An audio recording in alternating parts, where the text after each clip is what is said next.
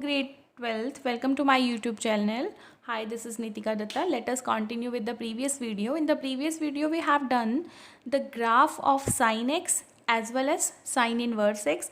Now we are going to draw the graph of cos x, right? In the cos x, first of all, what is the domain here?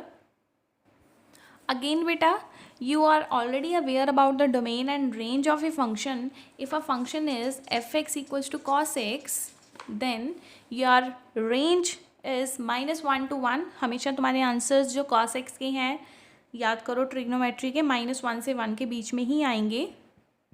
1 and -1 तो आएगा ही, इसीलिए मैंने यहाँ पर close bracket डाली है. And your input is, your domain is R means all reals. ठीक है, तो अब हम इसका ग्राफ ड्रॉ करेंगे.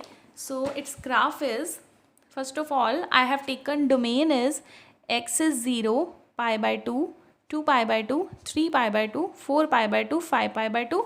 Similarly, I have taken the negative integers also, 0, -π/2, -2π/2, -3π/2, -4π/2, -5π/2, right? So this is your y-axis, this is your x-axis. First of all, you are to keep two results in your mind. बहुत अच्छे से बेटा इसको याद ही कर लो, सारी life आपके काम आएंगे जिन्होंने मैथमेटिक्स पढ़ना है. cos n pi equals to -1n and sin n pi equals to 0. ठीक है, तो n जब आपका इवन होगा तो आपको आंसर क्या मिलेगा? 1. cos जैसे like cos 2 pi -1^2 that is 1. cos 4 pi -1^4 that is 1. तो जब आपको इवन मिलता है cos n pi की वैल्यू होती है 1. जब आपका n ऑड होता है answer is -1, like cos pi is -1^1 -1. Similarly cos 3 pi -1^3 that is equal to -1. तो इसको हम यहाँ पर यूज़ करेंगे.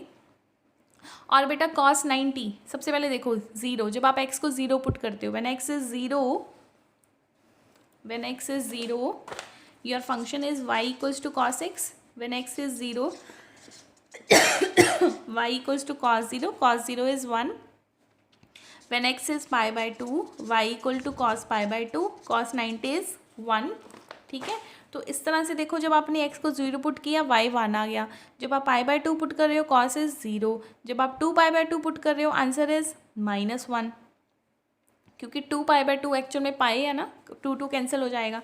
इस तरह से बेटा जब आप इसका ग्राफ ड्रॉ करोगे तो अब देखो 0 से स्टार्ट होते हैं, मतलब यहाँ से इस तरह से जाओगे आप, 1 आ गया, फिर आपको यहाँ पर -1 मिला.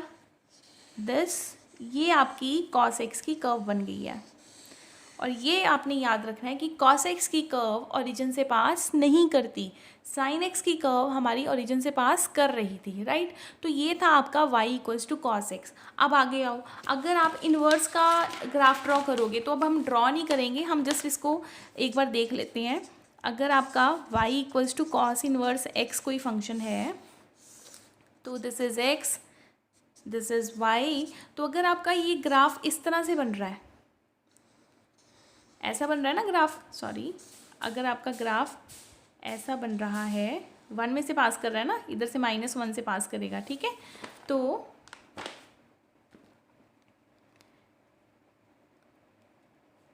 जब आप -90 0 लेते हो तो 1. ठीक है बेटा, तो ये देखो अगर आपका ग्राफ ये बन रहा है, मैं चेक कर रही थी कि -1 से पास तो नहीं हो रहा, -1 से पास नहीं करेगा, क्योंकि जब x 0 है cos 0 इज़ 1, तो -1 नहीं आ रहा ना. तो यहाँ पर देखो जो आपका ग्राफ इस तरह से था, तो अब जो आपका ग्राफ है वो कैसा हो जाएगा? ऐसा हो जाएगा. और ये किसको रिप्रेजेंट करेगा? किसको रिप्रेजेंट करेगा? cos इनवर्स x को. और मैंने आपको ऑलरेडी बताया है कि अगर आपका फंक्शन ये था, और हम यहाँ पर +2 में बात करेंगे सिर्फ प्रिंसिपल ब्रांच की. प्रिंसिपल ब्रांच मीन्स यहाँ पे जो r की वैल्यू आपने लेनी है वो -π/2 से लेके π/2 तक ही लेनी है. ठीक है, तो आपकी यहाँ पर डोमेन क्या हो गई? डोमेन इज़, ये इधर आ जाएगा, -1 to 1 and the range is -π/2 to π/2. This is about your inverse function. I'm writing once again here. If fx equals to cos inverse x, then the domain of function is, what is the domain? -1 to 1, and the range of function is -π/2 to π/2. ठीक है, तो ये था आपका about the cos function, right. In the next video we will discuss about the tan function. उसके बाद हम questions करने शुरू करेंगे. ठीक है, so have a good day. Please subscribe my channel, share, like it and comment it. Thank you.